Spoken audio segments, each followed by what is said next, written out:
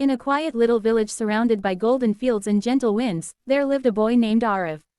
He was known for his calm smile, but inside his heart, shadows of sadness often settled.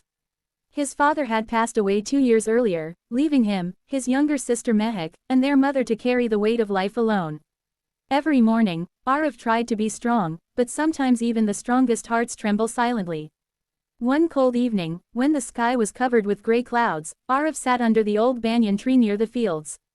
His hands trembled slightly as he held a small notebook, his father's last gift. He opened it, hoping to find strength, yet all he felt was an empty ache. "I wish things were easier," he whispered to the wind, his voice breaking like a delicate piece of glass. Just then, a soft flutter echoed above him.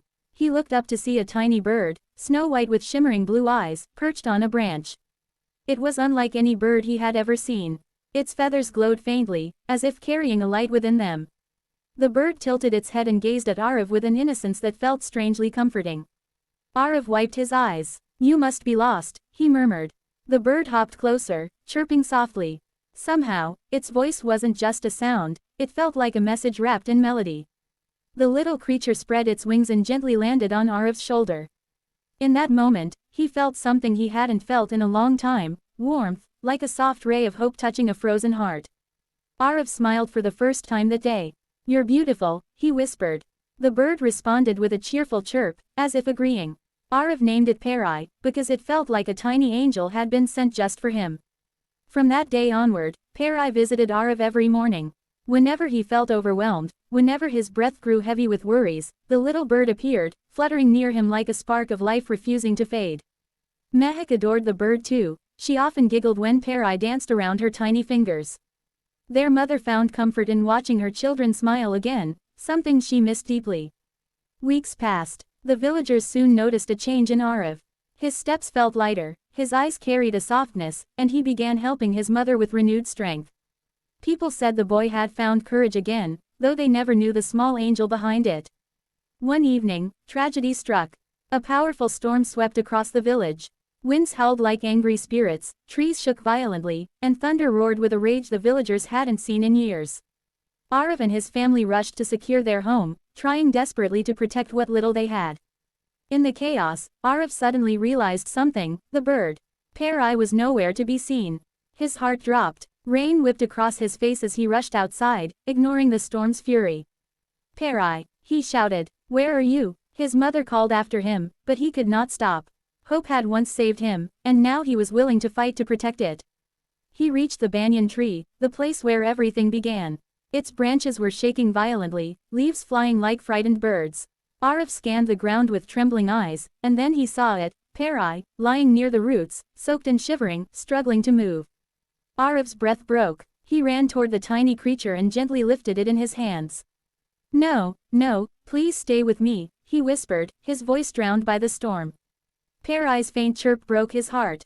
Cradling Pari close, Arif ran back to his home. He wrapped the bird in a warm cloth and sat beside the fire, tears streaming uncontrollably. Mehak hugged him tightly, whispering, "Bye, she will be fine.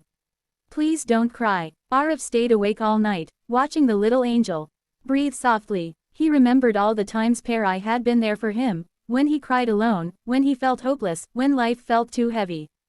That tiny bird had given him the courage to stand again. Now it was his turn to protect her. As dawn broke and sunlight gently entered the room, Pari opened her eyes. Arif gasped with relief. The bird tried to stand, its wings twitching slightly. Weak, but alive, Arif smiled through tears. "You're a fighter, just like you taught me to be." Days turned into weeks once again. Pari slowly regained her strength, fluttering around the house like a moving piece of morning light.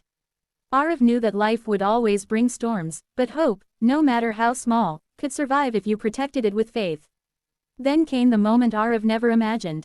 One afternoon, while the sky glowed in shades of pink and orange, Pari perched on Arif's shoulder. She chirped in a tone he had never heard before, soft, loving, but final. Arif gently touched her feathers. "You're leaving, aren't you?" The bird looked at him with her shimmering eyes, eyes that had saved him more times than he could count. She spread her wings, glowing brighter than ever. Mehak and their mother watched silently as Pari circled around Arif 3 times, as if blessing him with her tiny heart. And then, with a gentle flutter, she soared into the sky, higher, brighter, until she disappeared into the golden horizon. Arif stood still, tears rolling down his cheeks, but this time they were not tears of pain. They were tears of gratitude. Pari had come into his life when he had lost hope, and she left only when he had learned how to carry hope inside himself. Years later, Arif grew into a strong, kind young man who helped everyone in the village. Whenever someone felt hopeless, he told them about a tiny bird of light who had once taught him the meaning of courage. People smiled, children listened with wide eyes, and hearts softened.